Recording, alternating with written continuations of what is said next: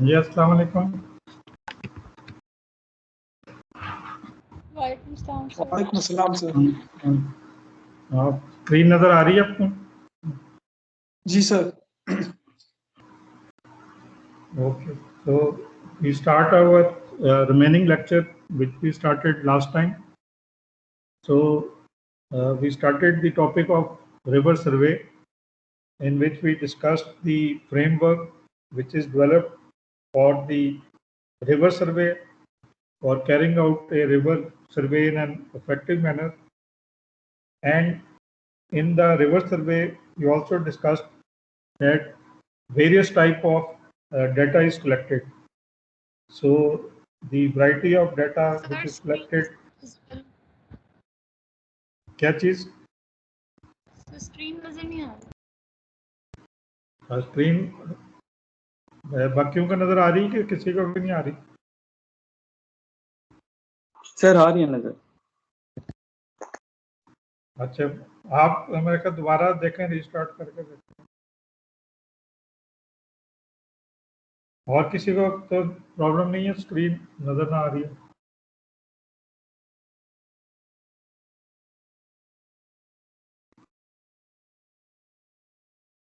So a variety of data is collected during a river survey, and also we discussed that in order to carry out the river survey, we need historical data or the maps which are already there.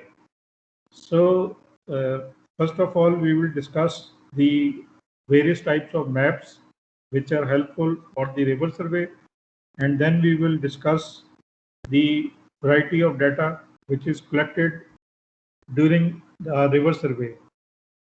So maps, if you have reliable maps, so they are very important and mandatory, especially for carrying out river investigations, and also we can use them for design and execution of various engineering works, but only if they are reliable maps. They are you can say developed from reliable sources, so that we can carry out our river investigations based on those maps, and also we can carry out our design and execution of engineering works required in the river itself. So various methods we can use for preparing such maps. So two methods have been listed here. One are the aerial photographs, which have now become outdated with the advent of latest technology of remote sensing and GIS. But this method was also used for preparing maps.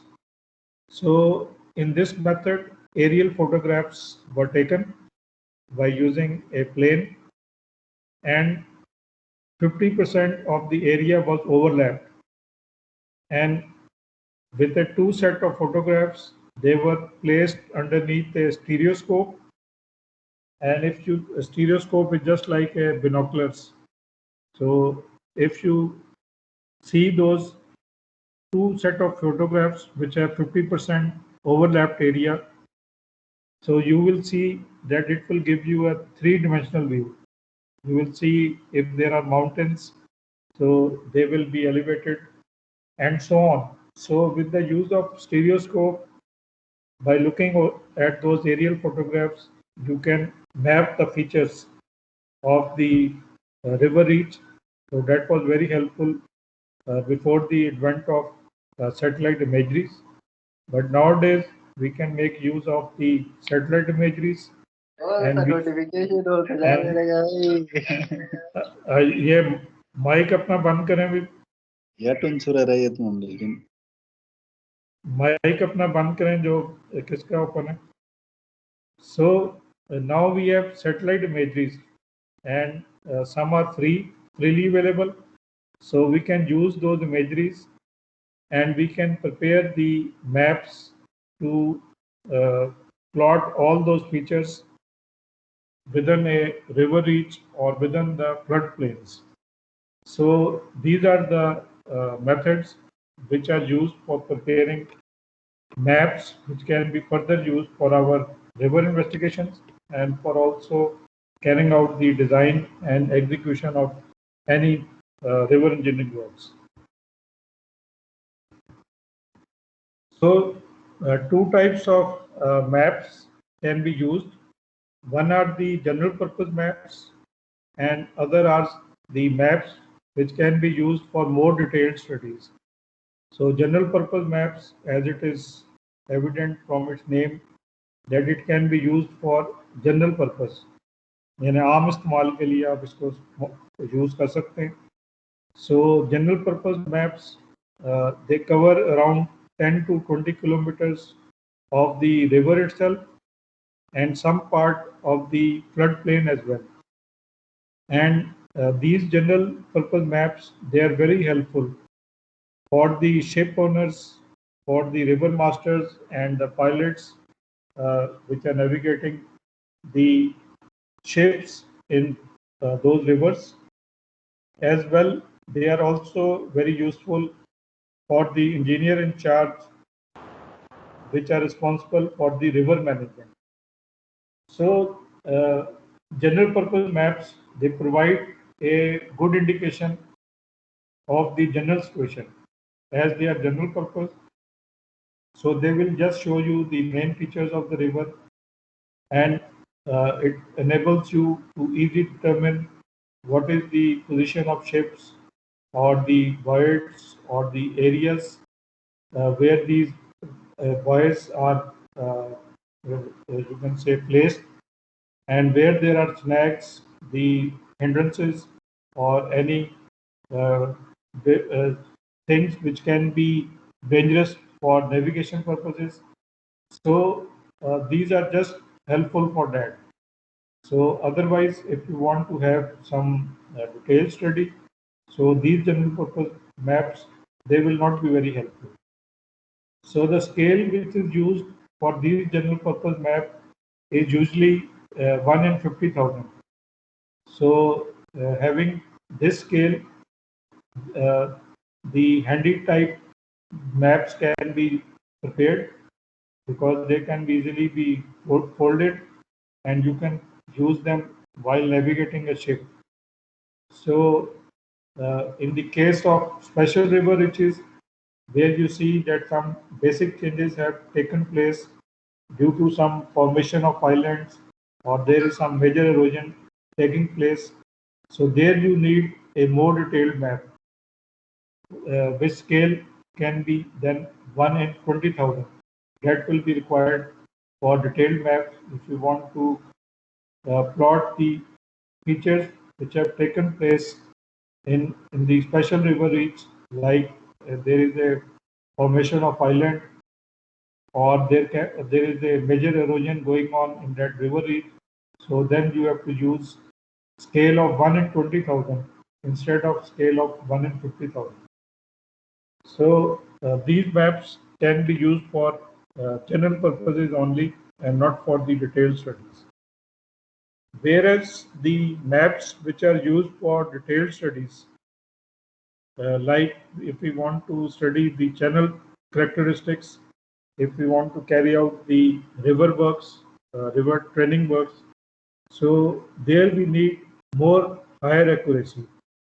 So that means our scale should be 1 in 10,000 or even 1 in 5,000, or it can be even greater than that if it is necessary to have more focus on those general characteristics, because we have to design and execute the river training works. So we have to use a greater scale.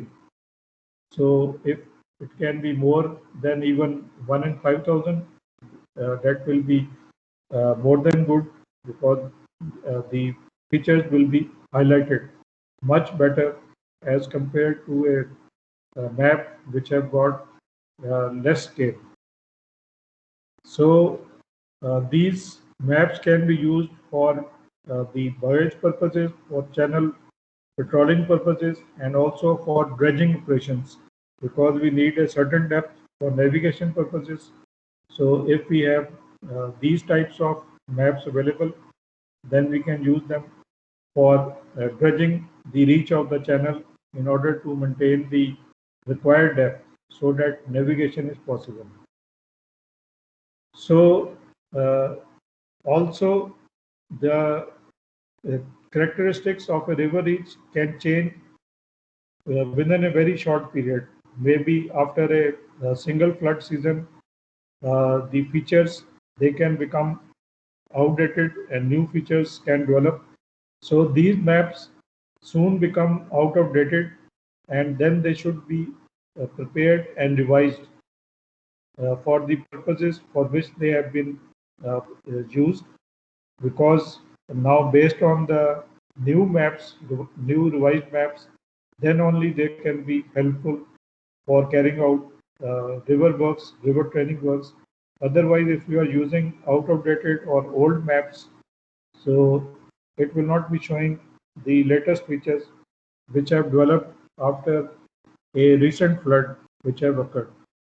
So these maps which are used for detailed studies, they have to be prepared again and revised even after a single flood, because the uh, channel features they will change after the occurrence of even a single flood.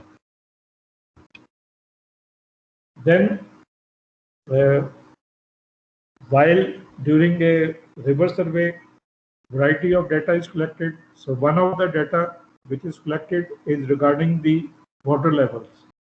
So we will discuss what are the water levels and how water levels are measured by various instrumentation.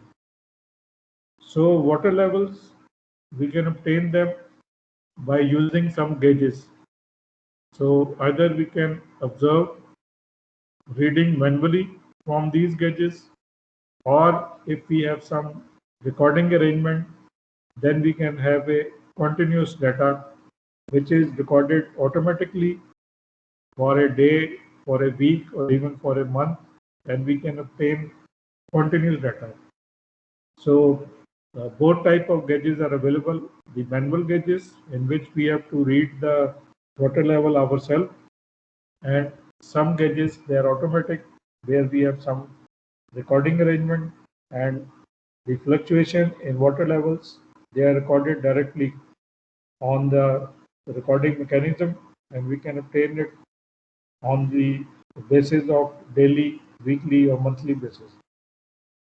So the water level data, we can use it for several purposes. So if we plot the gauge readings against time for a particular hydrological year, then we can obtain a hydrograph for a particular gauging station. So if you plot the water level, that is stage versus time, then it is a stage hydrograph. And if you are plotting discharge versus time, then it is a discharge hydrograph. So hydrographs of a series of consecutive years, if we are using it for a consecutive years, then they can be used to determine the duration curves. So which can be used for indicating either the probability of occurrence of water levels at a particular station considered, or by applying these rating curves indicating the probability of occurrence of discharges. So this can be very helpful if we have the uh, hydrographs for the conductive years. So we can then have either the probability of occurrence of water levels or the probability of occurrence of discharges determined from these consecutive years hydrographs. So also, if we compare these hydrographs for various stations along a river reach, so this can give us an insight that how a flood wave is traveling downstream, from upstream to downstream. If we have the hydrographs for various stations, there are various hydraulic structures downstream, and we have the hydrographs available. So if we compare those hydrographs of various stations, we can know how the flood wave is traveling and how the flood wave they are deforming because as the flood wave will travel, it will be deformed, it will be mitigated, its peak will be reduced as it travels downstream.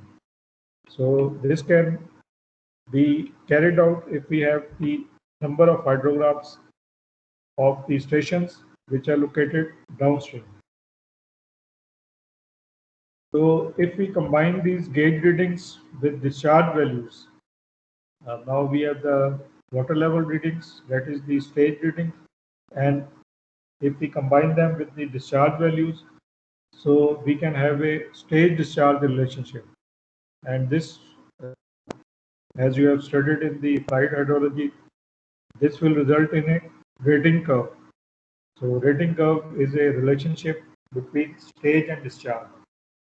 So if we combine the stages and the discharge values, we can obtain a rating curve which can be helpful for a particular station where we just have to read the stage reading and find out or determine the discharge. So if we have the readings of a number of gauges which are observed under steady flow conditions and at various stages, we can derive stage relation curves because they will be recorded for the various stages. So for different stages, we can have the stage relation curves. So apart from the use for hydrological studies and for design purposes, this data of recording of stages or the water levels, it is useful even for other purposes as well. We can use it for navigation purposes because the stages or the water levels will give us the levels available in the river reach to make it sure that navigation is possible or not. We can use it for predicting the floods. We can use it for managing water and also for the wastewater disposal.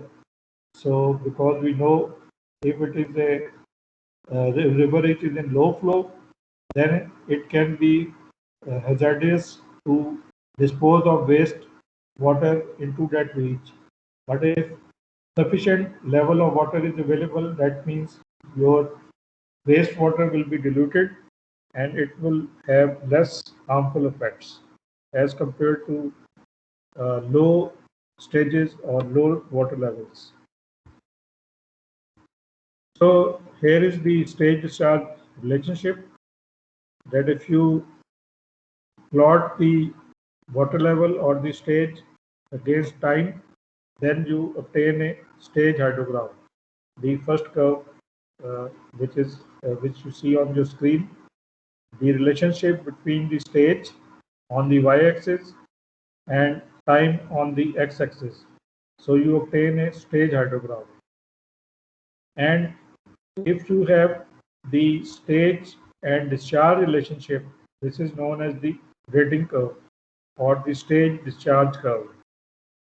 So with the help of this stage discharge curve or rating curve, we can have a discharge hydrograph, which is a relationship between discharge on the y-axis and time on the x-axis.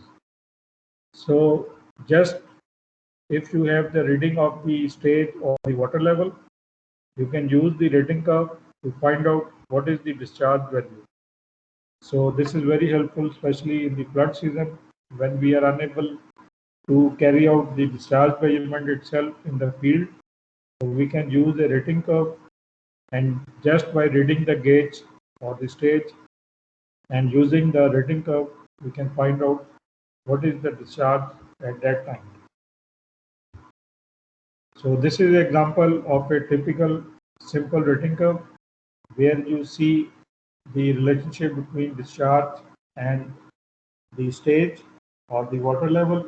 On the x-axis is the discharge in cubics, and on y-axis you see the water level in meters, which is measured above mean sea level. So there should be a arbitrary datum against which the water level is measured in the river reach. So usually it is the mean sea level. So now coming to selection of gauging sites and the site requirements. So where we can install these gauge sites for measuring the water levels or the stages. So a guideline has been given to us that we should consider these factors for proper selection of the sites where we can install our gauges. So in order to determine a reliable rating curve, that is a one-to-one relationship between discharge and water level, this relationship must be assured that it is a fixed one, that against one water level or one stage, we get one value of discharge. So that's why if we are installing a gauge just upstream of a confluence, the backwater effects that will spoil this one-to-one relationship. So in where we see that there is a confluence, that there is a joining of two tributaries. So we should install the gauge after the confluence. After those two tributaries have merged, then the gauge should be placed downstream, and it should not be placed upstream of that confluence or joining of two tributaries, where due to backwater effect, this one-to-one relationship between discharge and stage, that will not be assured, and that will be disturbed. Then, especially for the alluvial rivers, for mostly in plain areas, we have the alluvial rivers, where constantly degradation or aggradation, that is deposition of uh, sediments, or you can say erosion, is constantly taking place. So that means the river bed, it will be changing. It will not be fixed. So such ridges should be avoided where we see that the degradation or aggradation is constantly taking place. So there the bed conditions will change. Either it will go deep or it will rise. So those ridges should be avoided. So if we find naturally some rocky section, there it is advisable to install the gauge, because there will be no erosion. The bed will remain fixed. The river bed will not change. So if it is naturally available, so we can install our gauge there.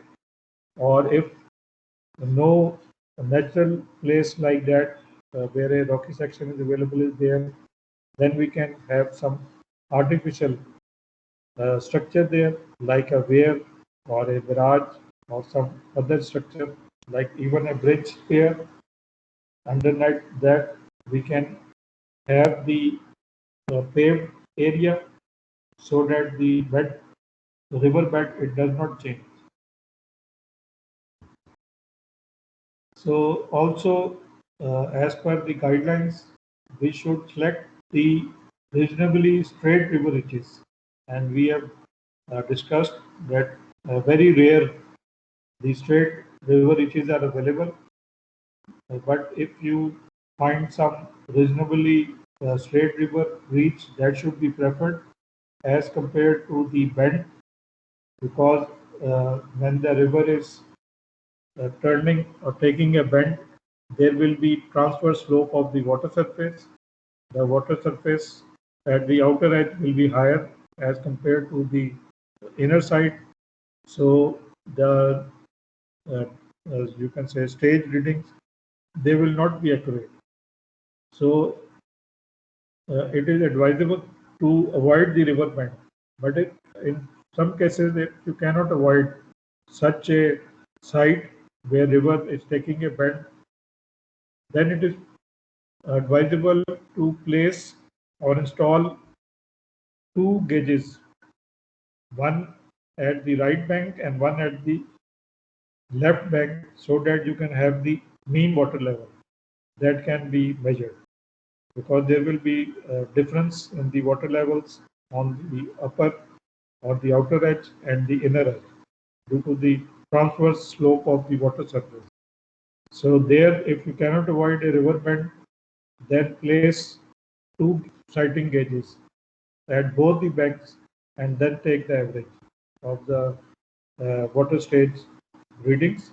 In that way, you will have the realistic stage recorded. Then, while you are selecting a site for installation of the gauge, uh, make sure that it is not unduly exposed to the wind, because the wind effect that will cause the waves and turbulence, and the gauges, they cannot be then read directly, because the water level will be jumping up and down, and it will be very difficult to read the gauges itself. So sites where you see they are more exposed to the wind, they should be avoided. Then the site, they should be easily accessible. So even if there are high water conditions like floods, so road should be available. A Pakka road, paved road should be available, so that you can reach at the site and you can read the gauge. And then very important factor to consider is that the length of the gauges, it should cover all variation in water level, because the water level in the river, it fluctuates. Sometimes it will be low level, sometimes moderate, and sometimes high levels. So you should have the length of gauges which covers all the variations. Then you have to check the gauge zeros, and they should have preferably some relationship with a reference plane.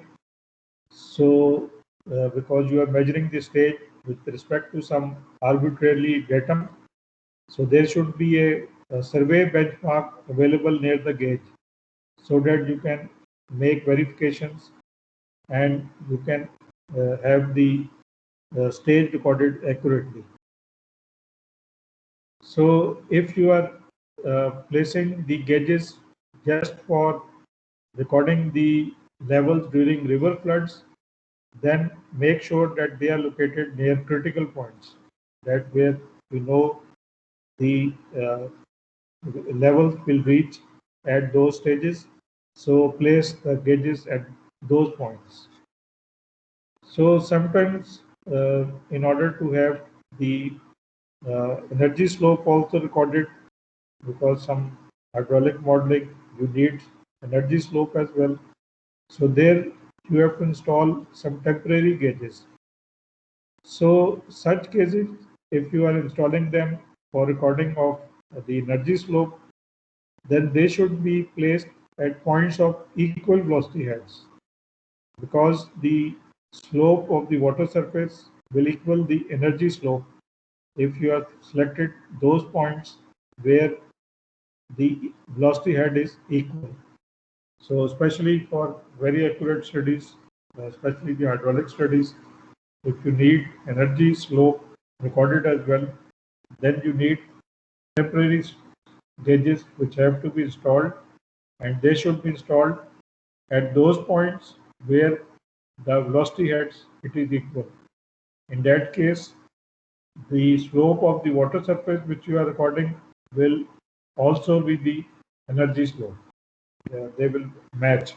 It will be the same thing. Now coming to measurement of water state, how we can measure the water state. So these things you might have also studied in applied hydrology. So this will be a refresher for you, for the students who have already taken the subject of applied hydrology. So it will be revision for them. But for the students who have not enrolled the subject of applied hydrology, this will be new for them. So the water stages or the water levels are actually the elevation above some arbitrary datum of water surface at a station. So it can be mean sea level, or it can be some survey benchmark. So we can use different gauges to measure the river stage. So we can use a staff gauge, which is just like a gauge uh, which you use in the surveying subject of surveying as well. You might have used the staff gauge, the wooden staff gauge. So it can be placed vertical or inclined. So I will show you or illustrate some uh, figures as well in order to show you how these staff gauges are placed uh, vertically or in inclination. Then we can use suspended gauges, which are actually the weight gauges. Then we can use the diaphragm type pneumatic gauges, which make use of the arrangements where we have the air, you can say, entrained in them, air which is used so that you can measure the water level. Then bubble type pneumatic gauge can also be used, and then sophisticated gauges like electromagnetic gauge, which is not very uh, commonly used. So these types of gauges can be used. Beside that, if you want to have the recorded or continuous data for recording all the fluctuations of the water levels or water stages, then we use a recording gauge. We have the recording mechanism, so we can obtain the data recorded on the daily or the weekly or the monthly basis. And then there are some special gauges like crest stage gauge, which is specially used to indicate the high water marks, especially during the flood, where we want to know after the passage of flood what was the highest water mark. So those gauges which are used for this purposes are known as the crest stage gauge, as it indicates the high water marks. So in this slide, you see the staff gauges, the vertical staff gauge, which is placed at the river bank. So you see it is a graduated, either it can be made of uh, wood or even a metallic strip can be used. And these gauges can also be placed in a stilling well. So I will come to that later on. And in order to cover all the fluctuation, the low, moderate or high, we can use sectional staff gauge. Because if we use a single gauge, its length can be very high and it can be unstable due to high wind. It can be broken. So that's why we can use sectional staff gauge which are placed at the river banks at some distances. So if the water level is low, then the first one will record the level or the stage in the river. If it is moderate, the second sectional gauge can be used to read the reading. And if it is in high flood or high water level, they can be recorded at the third sectional staff gauge. So these are all manual. So you have to manually read the gauge and record. So at different times you have to come and read the gauges. But if you have some recording arrangement, then you see at the bottom is a water stage hydrograph. So stage versus time. So you see all the fluctuations recorded. Where the water level went down, then it went to maximum peak, then again it fluctuated and so on. So for a week or for month, you can record all the recordings. So I will come to that mechanism arrangement in the coming slides. So vertical staff gauge can be a very simpler one that you can just use the paint of the graduated numbers.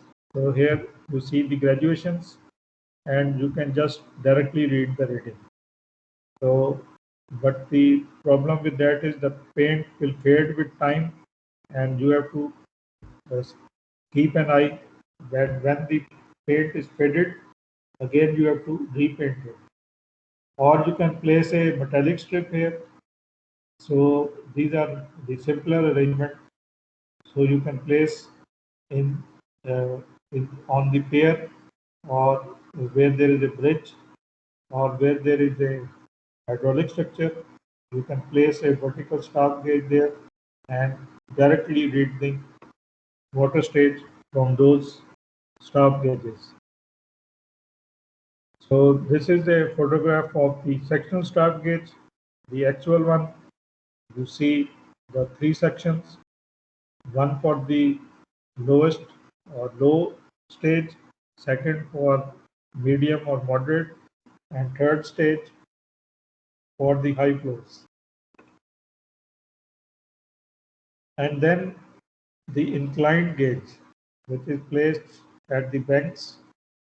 So you see the inclined gauge. So you can directly read the reading here, and using the trigonometry principle, you can find out what is the actual water level.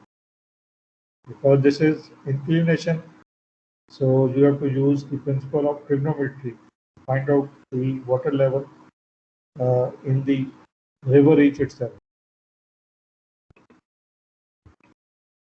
And these are the special type of gauges known as the crest gauge gauge.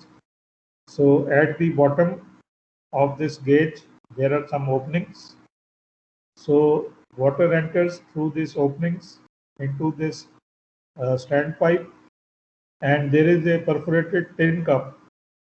So in the tin cup, there is regranulated cork. ये जो cork होता है जिसके आपका corks use होता है बोतल बंद करने के लिए, सो उसको पीसेस में स्मॉलर पीसेस के अंदर आप जो है इसको प्लेस कर देते हैं in the tin cup, and it is perforated. So when water enters into this cup, the shredded cork, cork जो है वो छोटे छोटे पीसेस वो भी साथ बाहर आ जाएंगे, and as they are lighter, they will float on the water surface. And as the water level will rise in the standpipe, so those pieces of this cork, the shredded portions of the cork, they will also rise up. And when the flood has passed away, the water level will go down, but the pieces of that cork, it will stick to the graduated measuring stick, and there you can read what was the highest water mark. कि वो कहाँ पर जाके stick हुए हैं, क्योंकि वो वापस नहीं आएंगे, वो तो स्टिक कर देंगे, वाटर लेवल आपका नीचे आ जाएगा. And similarly, you can use the watermarks on the buildings or trees as well. After the passage of flood, you see the debris which is floating in the river water. It sticks to the buildings or the trunks of the trees. So after passage of the flood, you can mark what was the highest water mark. So वो भी आप देख सकते हैं कि building पर निशान पड़ जाते हैं या दरख्तों के ऊपर भी. So you can also install this crest gauge where you can record the highest watermarks, and by using the slope area method, you can find out what was the peak flood. So those were the manual gauges. Now we come to the recorded water gauges or water stages where you can have the continuous data. So we use a water level recorder. So water level recorder, as you can see in this photograph, it is got a pulley, and on one side of the pulley is the float. So float, you know, is a lighter material. It floats on the surface of water, and on the other side of the pulley, so when the water level will rise, this float will also rise, the counterweight will come down. And this fluctuation is recorded on a piece of graph paper which is rounded on a clock driven drum. So पहले वक्तों में तो जिस तरह चाबी देते थे घड़ी को, उसी तरह ये क्लॉक ड्रिवन ड्रम है जिसको आप चाबी दे देते हैं और ये स्लोली पे मूव करता है with passage of time. So this fluctuation of the pen में इंक डाली हुई होती है अपने, so it will record the water level. When the water level will go down, so this float will also go down and counterweight will go up, and this phenomena will continuously be recorded. So ये आप weekly या daily basis का chart इसके ऊपर लगा देते हैं और पेन में आपने इंक डाली हुई है, तो ये पूरे हफ्ते का, ये पूरे दिन का रिकॉर्ड कर लेता है. और after 1 week or after 1 day you remove the chart, you have the continuous water level recording, so you don't have to read it. आपको easily जो है अवेलेबल है continuous data. So this is the water level recorder, mostly the Stevens used. So ये इसकी बंद हालत में है, वो आपको खुला दिखाया था. So here you see the pulley and the float and the counterweight. So जिस तरह हमारे घरों की पानी की टंकियों में फ्लोट लगा हुआ होता है, so वो फ्लोट जब लेवल हमारी टंकी में फुल हो जाता है तो वो सर्किट बंद हो जाता है, और जब लेवल नीचे होता है तो मोटर आपने देखा ऑन हो जाती है. तो सेम सिस्टम पर ये आपका वाटर लेवल रिकॉर्डर या वाटर डेप्थ रिकॉर्डर काम करता है.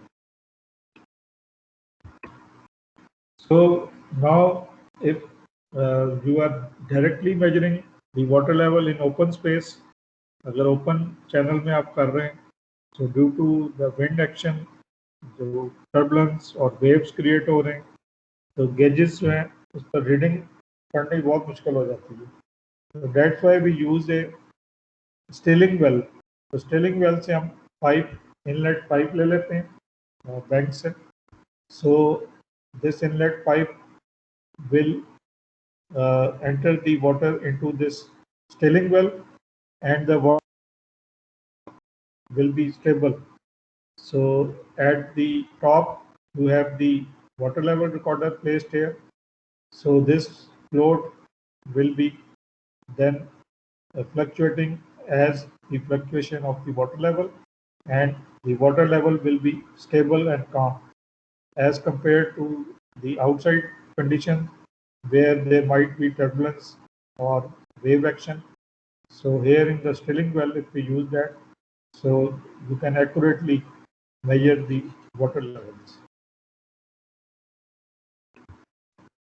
So mostly instead of one pipe, there are more than 1 or 2 inlet pipes, because the water level, it fluctuates in the river. So अगर पानी कम हो जाए तो वो नीचे वाले पाइप से ले लेगा, और अगर पानी ज़्यादा है तो दूसरे पाइप से भी इसमें एंटर हो जाएगा. So there can be more than 1 inlet pipes which are used in the stilling well. So any question up to now which is clear now?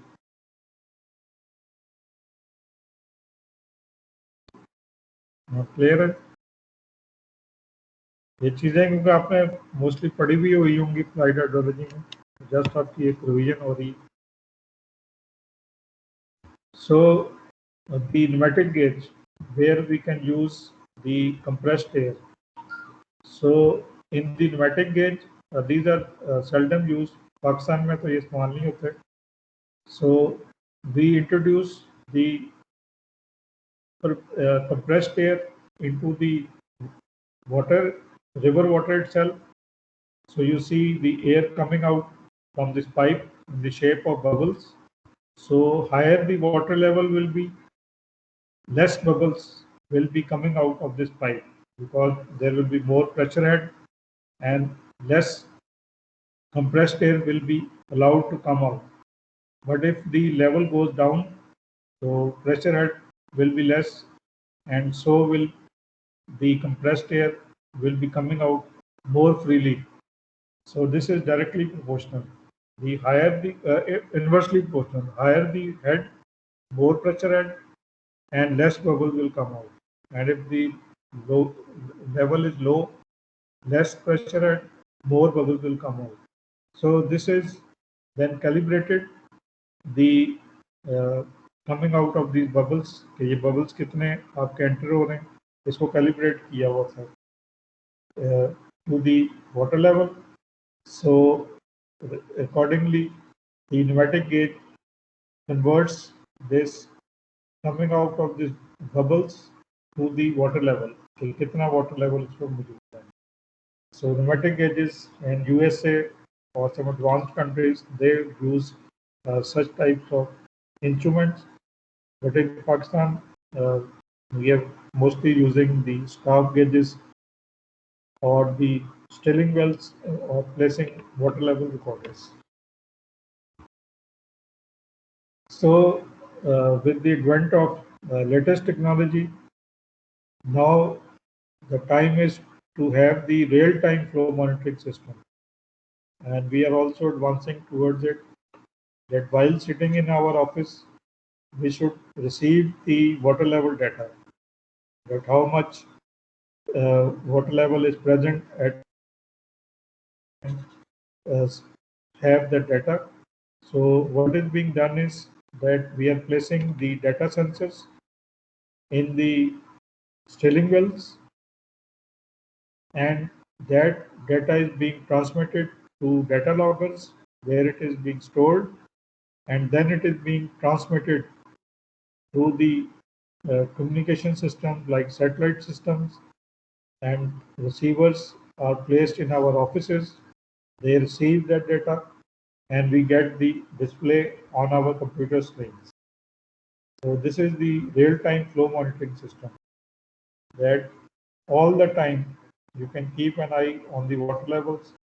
At this time, at 9 o'clock, this is the water level in the river Ravi. At this reach, at 9:30, this is the water level in river Chenab, and so on. At all the rivers, we can have such real-time flow monitoring system where we place the data sensors in order to record the water levels.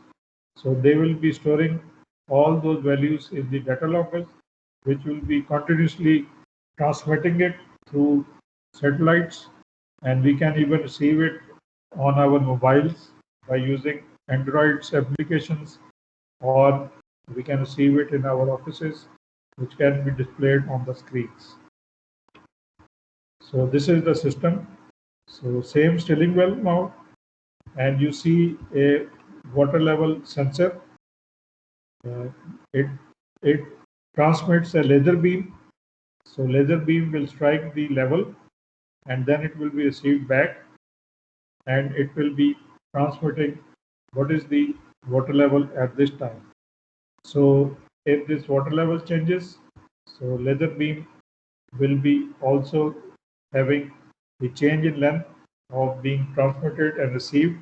So this will be calibrated, and the system will be recording all the fluctuations, and we can have the transmitted data received in our offices or on our mobiles. We can receive this data all the time, and also in the offices we can display it on the screen.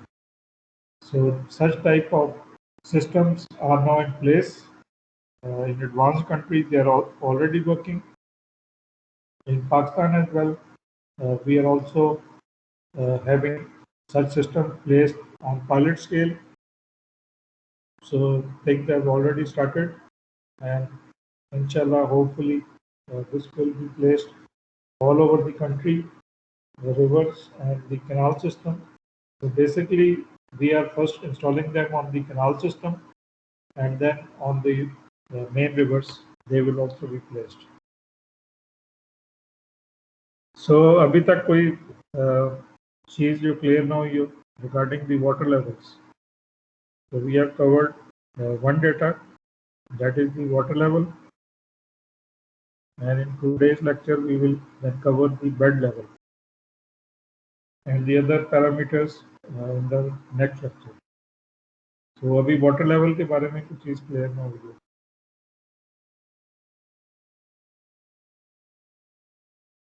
So clear. So now we go to the second data which is collected in a river survey. that are the bed levels. So why we record the bed levels? In order to know if there is erosion or there is a deposition taking place in a river reach. So in a river reach, we are interested to know whether there is degradation or aggradation going on. So that's why we want to know the bed levels. So bed levels we can determine it by sounding from the water surface. So by measuring the depth of water at a sufficient number of points, and if we join them, we can plot the bed profile. हमारे पास bed profile आ जाएगी कि किस place पर erosion हुई है और किस place के ऊपर deposition हुई है. So the instrument which we use can be a number of tools which we can make use. So some are very sophisticated and costly or expensive type of instrument, and some are affordable. So we can use pressure transducer, we can use the echo sounders, or the latest one, the acoustic Doppler current profiler, ADCPs, or we can use wading rod or gauging reels.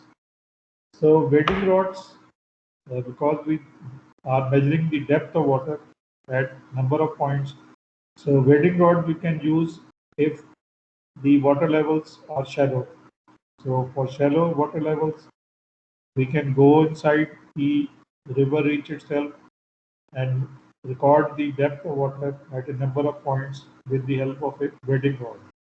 हम वहाँ पर depth मालूम कर रहे हैं. And if it is unwadable, then we can use gauging reel. Gauging reel से भी हम depth measure कर सकते हैं.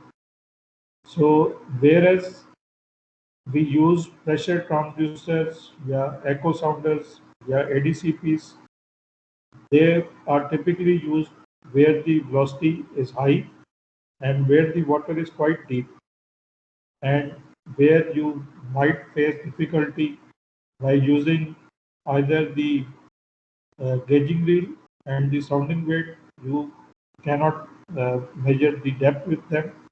So there we can use the other three options. Use the pressure transducer, echo sounder, or acoustic Doppler current profile. So what is the basic principle of these? So all these three, they work on the principle that a acoustic signal, that is the sound signal, is transmitted. So it will strike at the bottom, the riverbed, and then it will be received back. So if there is aggradation, that is rise in water level, rise in waterbed, riverbed, so this signal will be received in a shorter time. What if there is erosion or the river bed has degraded? So acoustic signal will take more time to strike the riverbed and to receive back. So this time is noted down, that how much the acoustic signal has taken time to hit the riverbed and then receive back. And then this is calibrated and it results in a bed profile where you can visualize it. So this is another illustration that through the transducer you emit the acoustic signal, it strikes the bed, and then it is received back through the receiver. So the distance traveled is half, because half by striking here multiplied by the v, that is the pulse velocity in water, and t is the pulse travel time. So all these, because the ship is traveling and it is emitting and receiving at all points, so there will be a continuous data, and all this will be plotted, and you can then see it on the screen. So here I show you. So here you can see this will result in a profile like this. So what does we see? That where we see these V types, that means erosion has taken place. So here the riverbed is eroded, and here like point here we see deposition. So there means both the processes, the accretion and degradation is going on. So beside the eco or acoustic signals, there are other types of signals also received back. So like the fish echo, so this we have to interpret that this is a fish echo and this is not the you can say echo from the striking of the riverbed.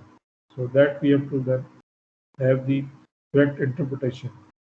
There can be other types of echo or other types of noises as well. So these have to be eliminated, and then exact interpretation should be carried out in order to know what is the position of the riverbed. So here you also see the ADCP screen, which is showing you some other signals, but here you see whether there is erosion or the uh, deposition of sediments have taken place. So here also very clearly you can see, you can interpret it very easily, where you see the deeper deeper bed, that means erosion, but here you see deposition. So in this way we come to know that where the riverbed has deteriorated or degradation has taken place, or where the riverbed has degraded, where there is deposition of uh, sedimentation taking place. So for navigation purposes, it is very essential that we should have a sufficient depth available for navigation. So if we have these bed profiles, so we know the required water level is available in that reach or not. So anything not clear?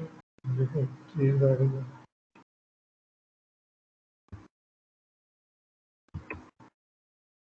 so the ADCPs, the acoustic Doppler current profiler, so they are tethered, that is, they are dragged by, you can say, with the help of a ship. They are tied to a ship or a boat, and then it is dragged in the river water. So it is transmitting those signals, acoustic signals, and receiving back. So a bed profile is plotted. So now we have the ADCP available in Pakistan as well. The Pakistan Council of Research in Water Resources, they have these ADCPs available by funding of UNESCO or the JICA. They have received 2 ADCPs, so they are using that. Also, the irrigation departments, they are purchasing these ADCPs nowadays. So these modern tools are being used for recording the bed profile. So here you see the river bed profiles, where you can easily have an idea where there is degradation or the river has degraded or where it has degraded. So this is the end of the today's lecture. So it was the previous lecture, the portion of that. So anything not clear, पूछ सकते हैं.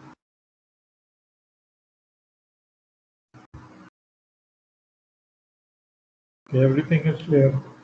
ये चीज़ें हमने पहले पढ़ी हुई हैं तो शायद आपको ज़्यादा समझने की ज़रूरत नहीं है. तो आपको already you have an idea, but for some students who have not taken the applied hydrology course, उनके लिए ये कुछ चीज़ें नहीं होंगी. अदरवाइज ये आपने सारी कुछ पोर्शन है जो कि रिपीट होगा और उसके बाद फिर जो रिवर इंजीनियरिंग के अपने टॉपिक्स हैं वो भी will study.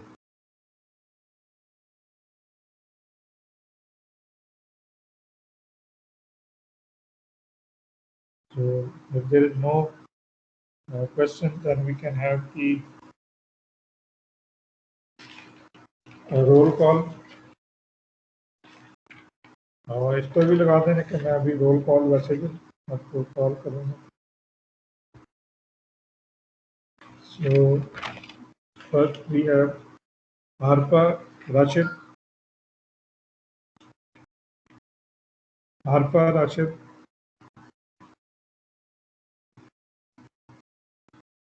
Not present.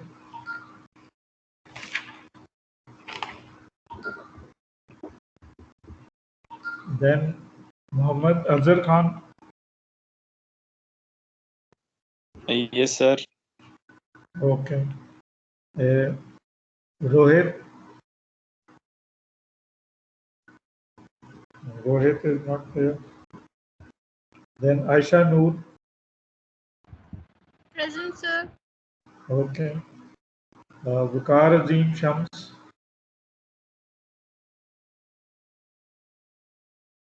Waqar Azim Shams.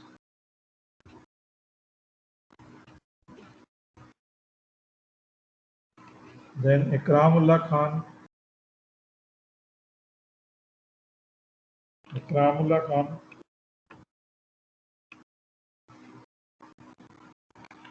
Then Zahid Hussain.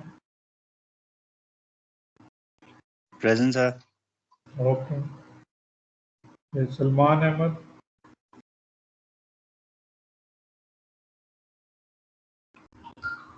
Salman Ahmed. नहीं. Amir Hamza Durrani. Present, sir. Okay. Misbah Rani. Present, sir. Okay. Mohit Khalid. Present, sir. Okay. Anika Murtaza. Present, sir. Okay. Amjad Hussain. नहीं, Amjad Hussain. Mohammad Waqar Salim. Present, sir. Amjad Hussain भी है बल्कि Amjad Hussain is enrolled. Sir मेरी जी वकार sir, Salim वाली। present. अच्छा. क्या चीज़ आप कहना? सर आप पूछ रहे थे ना अमजद हुसैन, मैंने कहा नहीं वकार सलीम की बोल रहा हूँ। अच्छा, हाँ नहीं, आप दोनों को लग गई. अमजद हुसैन की भी वकार सलीम की. फिर Jawad Saleem. Present, sir. Okay. Mohammad Rashid. Present, sir. Okay. Ikrama Shafiq. Ikrama Shafiq नहीं. देन दरक Khan Masood. Present, sir. Okay. Okay. Salimullah. Present, sir. Okay. Jameel गुलाबज़ई.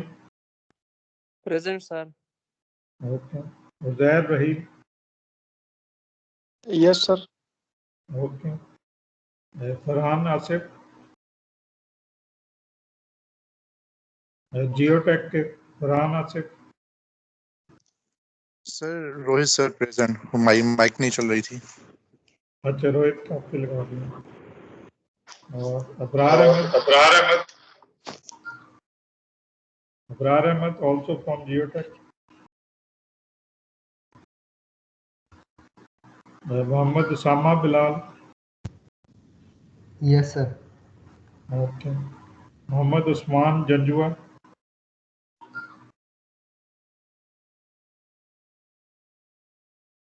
Usman Janjua Geotech से. और एनीबॉडी लेफ्ट रह गया तो जिसकी रोल कॉल. मेरी Farhan Ahmad.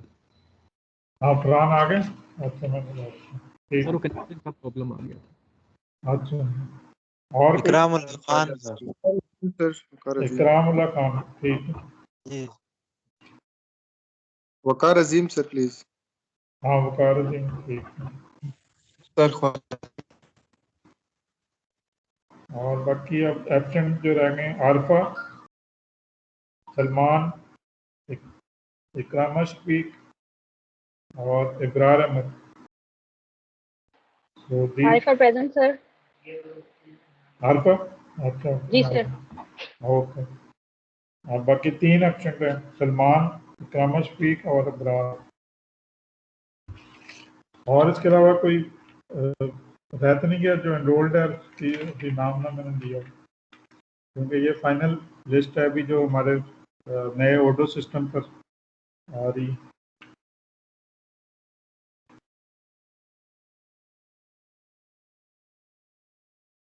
Okay, so we have all cover. Excuse me sir. हाँ जी, सर मेरा जो लास्ट सेमेस्टर का ग्रेडिंग है वो अभी तक पता नहीं चला मुझको।